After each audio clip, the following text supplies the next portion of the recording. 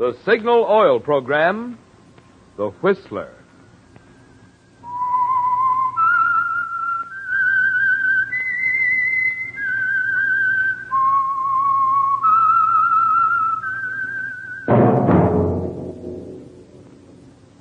That whistle is your signal for the Signal Oil Program, The Whistler.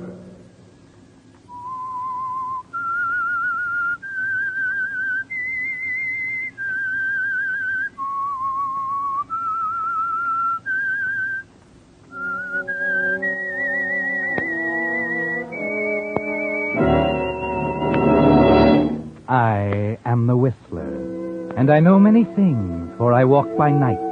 I know many strange tales hidden in the hearts of men and women who have stepped into the shadows. Yes, I know the nameless terrors of which they dare not speak.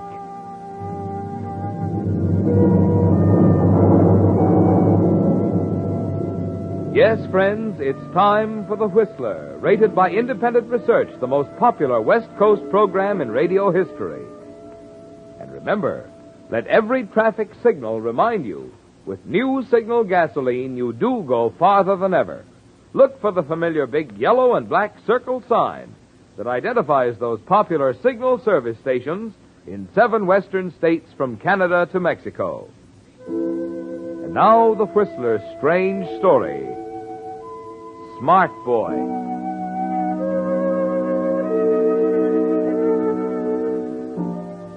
"15 minutes after Verna had called him on the phone, Steve Carson was walking into the entrance of her apartment.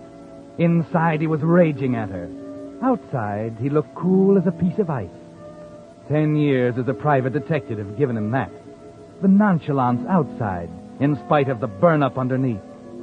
Yes, Steve was a top-notch detective. A smart boy. Smart enough to see, when Verna came along 5 years ago, that investigation fees were chicken fees. What with Verna's beauty and his ability, there was real money on the other side of the line, in blackmail. It had turned out to be a great thing, an unbeatable combination.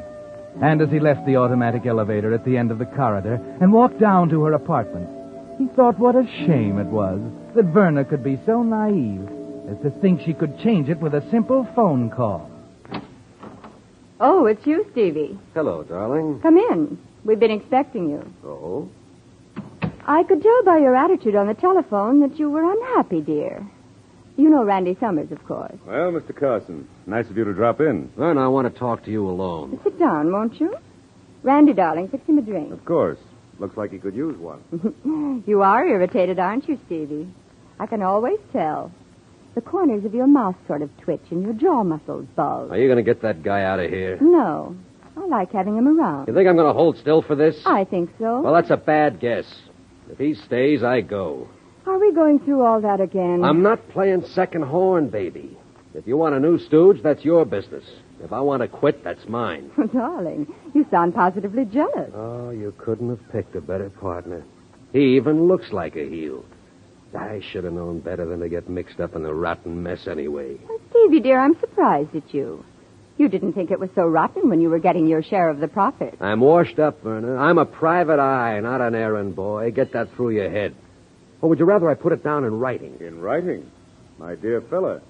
Surely you should know by now never to put anything in writing that concerns Verna. Stay out of this, Summers. Sit down, Stevie. Oh, I'm afraid our Mr. Carson isn't going to be the least bit cooperative tonight.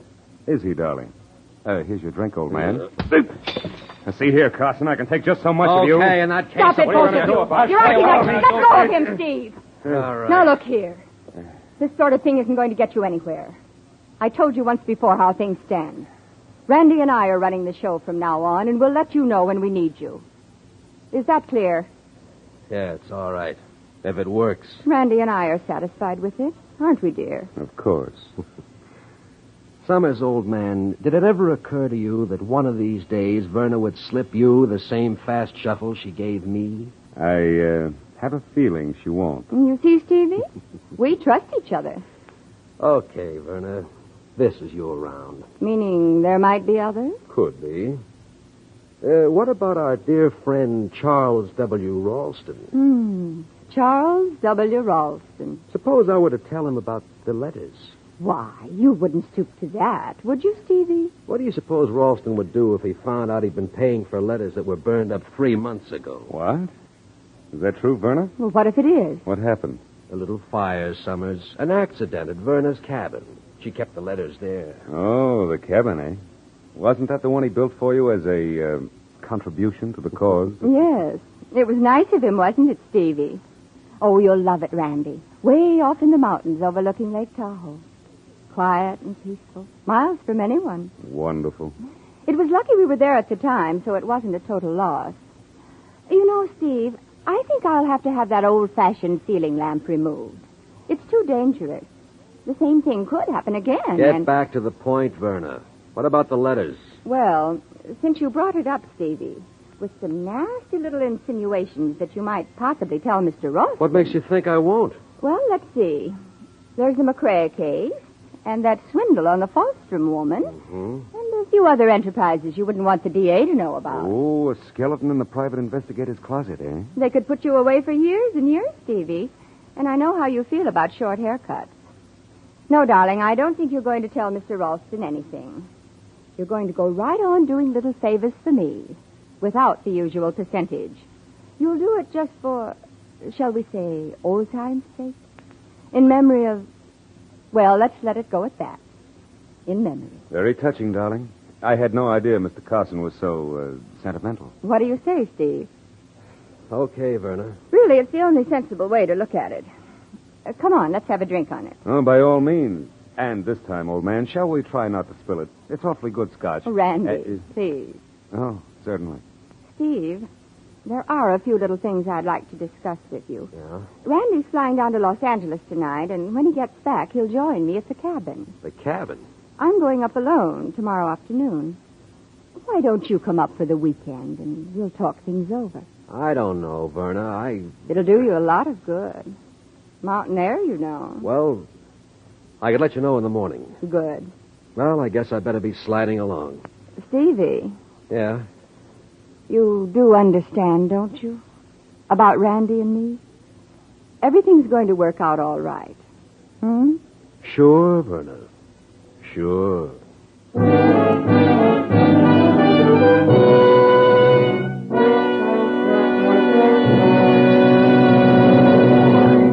With the prologue of Smart Boy, the Signal Oil Company brings you another strange story by The Whistler.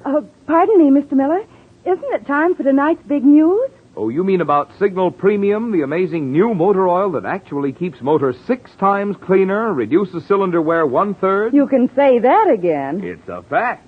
New Signal Premium motor oil actually keeps motors 6 times cleaner, reduces cylinder wear 1/3. And you want to know the reason? Compounding does it. You see, into today's finest 100% pure paraffin base oil, Signal now blends 5 scientific new compounds that make Signal Premium motor oil far outperform today's finest uncompounded oils. You mean compounds are added to new Signal Premium motor oil like vitamins and minerals are added to foods to make them more beneficial? Right. Compound number 1 actually cleanses the motor of old carbon. Compound 2 prevents harmful varnish, gum, and sludge. Compound 3 improves oil circulation to vital engine parts. Compound 4 keeps oil from thinning out when your motor's hot. And Compound 5 protects costly bearings from corrosion. No wonder new Signal Premium motor oil outperforms all uncompounded oils. Check. And no wonder drivers who want their motors to run smoother, last longer, are switching fast. Switching to the new Signal motor oil. The oil that Keeps motors 6 times cleaner. Reduces cylinder wear 1/3. new Signal Premium motor oil. And now, back to the Whistler.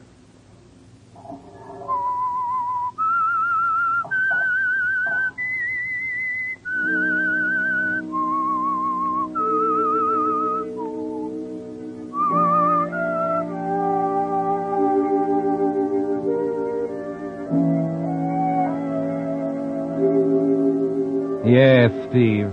You're a smart boy. Smart enough to know there's only one way to handle Verna now. 5 prosperous years as her partner in the rather hazardous enterprise of blackmail have given you a healthy respect for her intelligence. And you're too smart to force a showdown yet. The corners of your mouth are twitching again as you think about her. It's too bad, in a way, that she thought she could force you to stooge for Randy Summers, the new boy. She was a nice kid. That's funny, isn't it, Steve?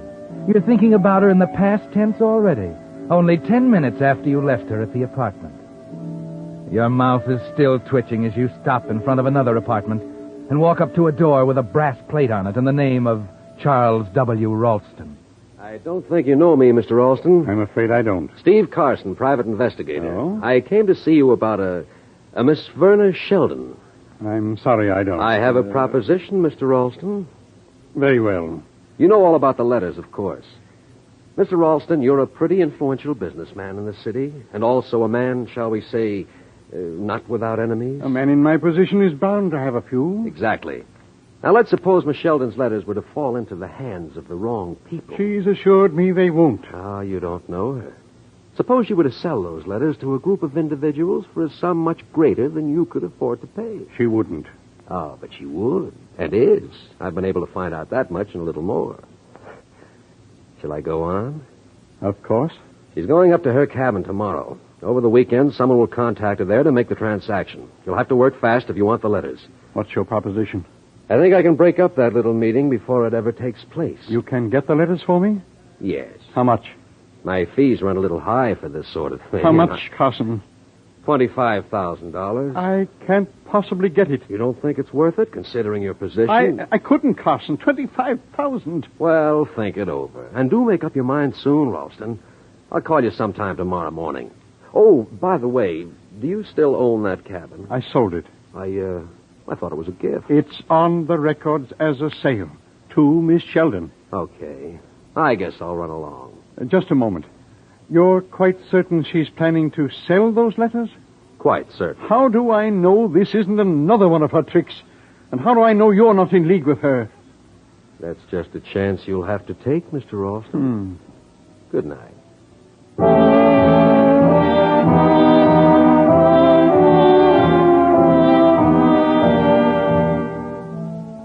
The next move is the big one, isn't it, Steve?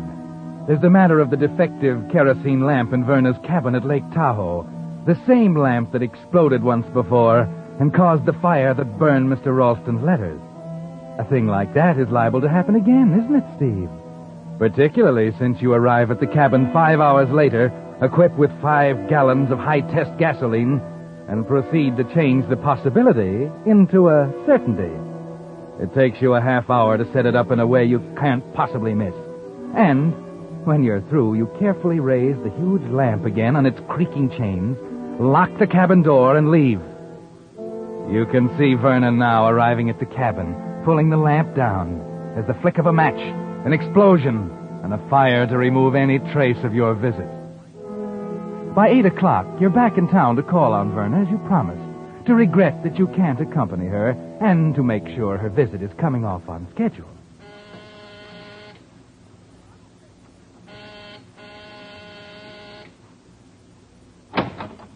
Well, if it isn't Smart Boy. O'Hara. Right. I don't get it. You will. Come in. I'm standing by. Lieutenant just left on an errand. Yeah? What errand? You.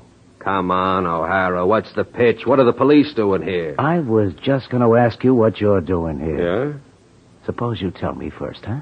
I was calling on Verna. Any particular reason? Business. I see. She's over there if you want her. Where? Under the blanket. What are you talking about? Slight case of homicide, Steve. A blood instrument, to coin a phrase. Surprised, Steve? Yeah, I wonder. Wait a minute. You don't think I... You and she were in business together, huh? What kind of business? Investigations. Uh-huh. And she had something you wanted pretty bad and she wouldn't give. That's right, isn't it? Suppose I don't answer that one. Okay. We'll have plenty of time to go into that later. Tell the lieutenant he can reach me at my office. Oh? Going so soon? Yeah. Okay. Just one thing, Steve. I'd stick around pretty close if I were you because, well, I've got a hunch the DA would like a little chat. When you get the time.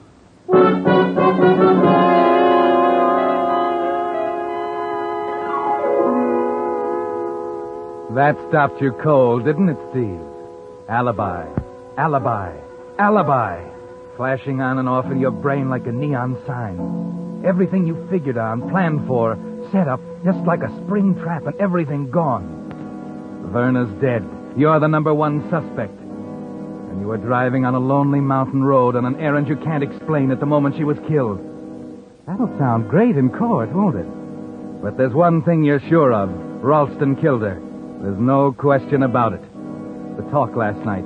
The deadline you tossed up to him. Yes, it was Ralston, all right. It takes you 5 minutes to get to a phone booth in a corner drugstore.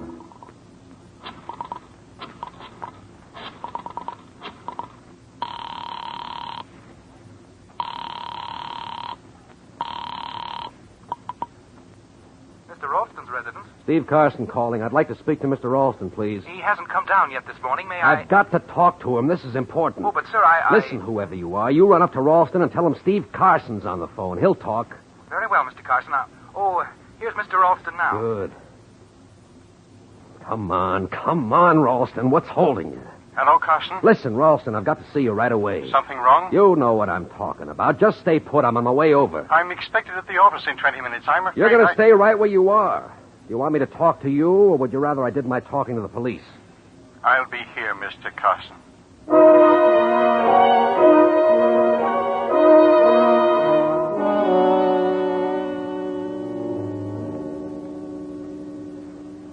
Mind if I sit down, Ralston? Go ahead. I'll sit over here. No, you better close the door first. Oh? Your man Schermerhorn's got big ears. Oh, yes. Yes. Now, Mr. Carson. I guess you know why I'm here, or are you going to give me that I don't know what you're talking about routine? Well, really, Mr. Carson... I'll get right to the point. I'm here for two reasons. The first is that I'm sure you knocked off Verna Sheldon as if I'd been there watching you. Oh, don't look so surprised, Ralston. I had nothing to do with it. Don't give me that. I didn't get any farther into the joint than the entrance hall, and I could see it had been gone over with a fine-tooth comb. Maybe someone looking for those letters, huh? Someone who figured tomorrow night might be too late? Why are you so interested? I've been put in a rather awkward position, Ralston. You, have the letters? One thing at a time. My good friend Sergeant O'Hara seems to think I killed her. Unfortunately, it looks like my only defense is to prove you did it. That is, unless... Unless what? Unless I come through with an alibi. I know you killed her, Alston, and I've been in the business long enough to know that all I've got to do to hang you is to flash those letters in the DA's office. You have them? I know where to get them. I've got to have them, Carson. I'll do anything. Now you're talking. First, there are a few things I'd like to know. Did anyone see you at Verna's apartment last night? I didn't go to her apartment last night. Okay. I'm going to dig up those letters. So long, Ralston. Wait a minute. Okay. I did it. I killed her. I had to. I would have been ruined that's if... better. Now, you wouldn't have just hopped a cab and gone over there to knock her off, Ralston. You've got a better head than that. You must have been somewhere else at the time, huh? No one saw me. First, I went down to the yacht harbor. I have a boat there. What time? 10:15. Okay, 45 minutes to go. No one saw me at first, but a short time after I went aboard the boat, the night watchman came by and called out to me from the dock. He'd seen the light on the boat. What time? 10:30. He talked to you? Yes. So as far as he was concerned, you were on the boat between 10:15 and when? He didn't see me again until I'd come back the second time after. After you knocked off Verna. What time? 11:30. Perfect. I couldn't have done much better myself, Ralston. I was lucky. I spoke to the watchman at 11:30 when I was leaving for the night. Anyone else around? Yes. There were several men a few yards ahead of me. I think they came from the club. And the watchman will recall there were others when you spoke to him. Huh? I suppose so. It was rather dark, but I think he must have noticed them. Well, that's good enough for me. Now, listen, Ralston, no one has any idea you were connected with Verna except me. I think they'll take you at your word. Probably won't even consider you a suspect. What are you getting at? You're my alibi, Ralston. I was with you on the boat all the time, remember? Well, You, aren't holding out on me, are you? No, it's not that. That alibi is worth a lot of money to me, Ralston. I might even be willing to forget about the $25,000. The watchman didn't see you go on the boat alone. He didn't see you leave when you went to Verna's apartment, and no one saw you come back. And when you finally checked with him just before going home, there were others around. That makes an alibi for both of us. What about the letters? Forget it. Where are they? You won't find them, Ralston. You almost tore the joint to pieces and you couldn't find them. I could have told you they weren't there. You're going to go on bleeding me, aren't you? Just the way she did. Still don't trust me, do you? Listen, Carson. Bring the letters here and I'll give you the cash tonight. No, let's wait until the investigation's over, huh? It's safer that way. For Stevie.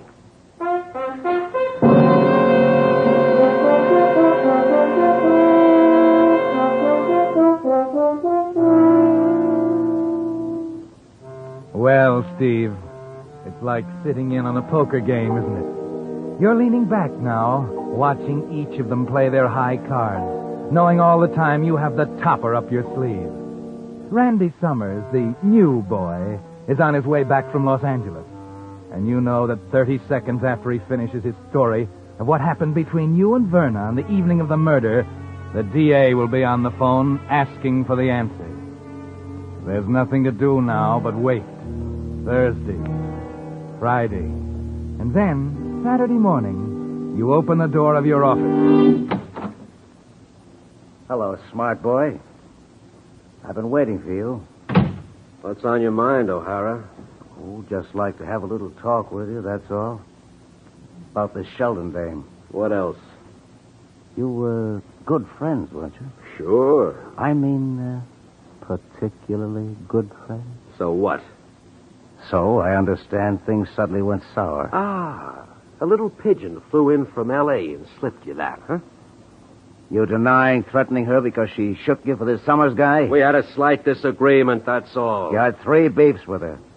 The first was a week ago at her apartment. The second was the next day in a downtown bar. Mm-hmm. And don't say you didn't, because Summers says so, and so does the bartender. The third one was on the night she was killed, just after she called you on the phone and told you it was all off. Now, what was the beef? I disliked the hat she was wearing. Sure. So much you told her you were going to wring her neck. Did I say that? Never mind the stall. I haven't even started yet, chum. That dame had something on you, didn't she? Did she? Why didn't you tell me you were up at her apartment on the night of the murder? You didn't ask me, O'Hara. Summers was there, too, incidentally. He was still there when I left. He caught the 9:45 plane at the airport. We checked it. Now, you were there at 7:30. Right. The first time. What do you mean, the first time? You didn't go back around 10:30? What are you talking about, O'Hara? It seems the Sheldon dame got a phone call at 9:15 just before Summers left. And, it was from you. Wait a minute. You're all wrong. I didn't make You made an appointment to see her at 10:30. That's a lie. Did you keep it, Carson? Someone's been giving you a line. Summers was there when the call came in. She told him it was you. Said you were coming back. He wanted to stick around in case you got rough, but she told him she could handle it. So he took his plane. The guy's lying, O'Hara. Wait a minute. You can work out an answer on the way down to the Hall of Justice. For the moment, you're under arrest. Suspicion of murder.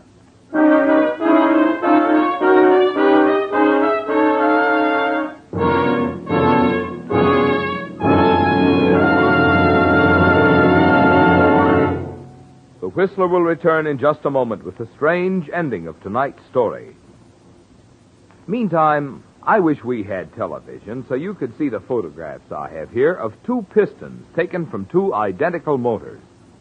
The only difference was that one motor used New Signal Premium Motor Oil, while the other used uncompounded oil. But what a difference in those pistons. After 79,000 miles of driving, the one using New Signal Premium is relatively clean, unworn. while the other piston, using uncompounded motor oil, shows 6 times as much carbon deposit, 50% more cylinder wear. Yes, those 5 compounds in new Signal Premium Oil really make a difference. Ask your Signal dealer to show you his unretouched photos, proving how Signal Premium Oil Keeps motors 6 times cleaner. Reduces cylinder wear 1/3. My bet is when you see these photos, you'll want to make your next oil change a change for the better. A change to the new Signal oil with 5 compounds added. 5 compounds that make it outperform all uncompounded oils, barring none. New Signal Premium Motor Oil. And now, back to the Whistler.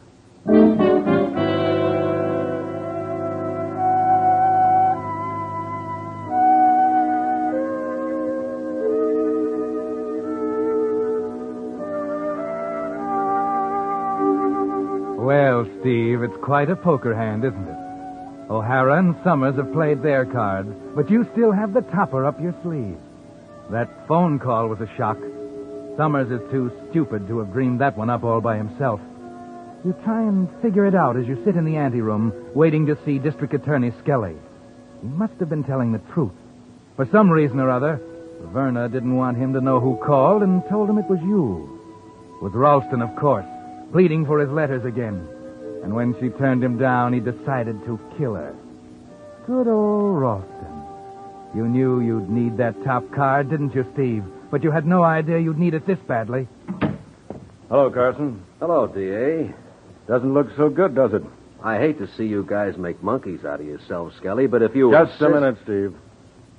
I have a few questions to ask you, although I don't think it'll make much difference. Got it all figured out, huh? Just about. Good. Now, if you'll stop figuring long enough to ask me where I was at the time of the murder, maybe we'll all have a great big laugh. Okay. The floor is yours. I was on a boat at the yacht harbor talking over some confidential business with a client of mine. Yeah? Who? He's a pretty important guy, Skelly. I suppose his name's confidential, too. No, not at all.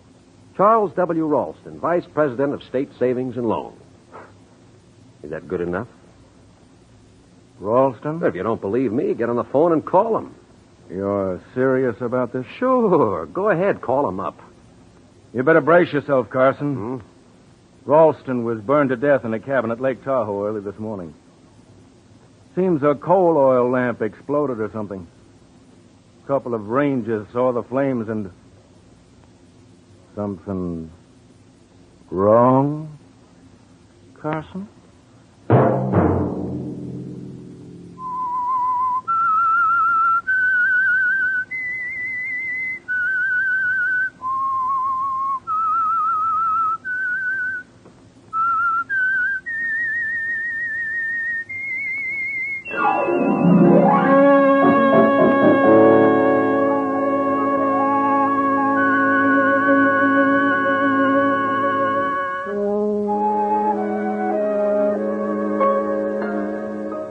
Next Monday at 9 o'clock, the Whistler will bring you another strange tale. The Whistler is broadcast for your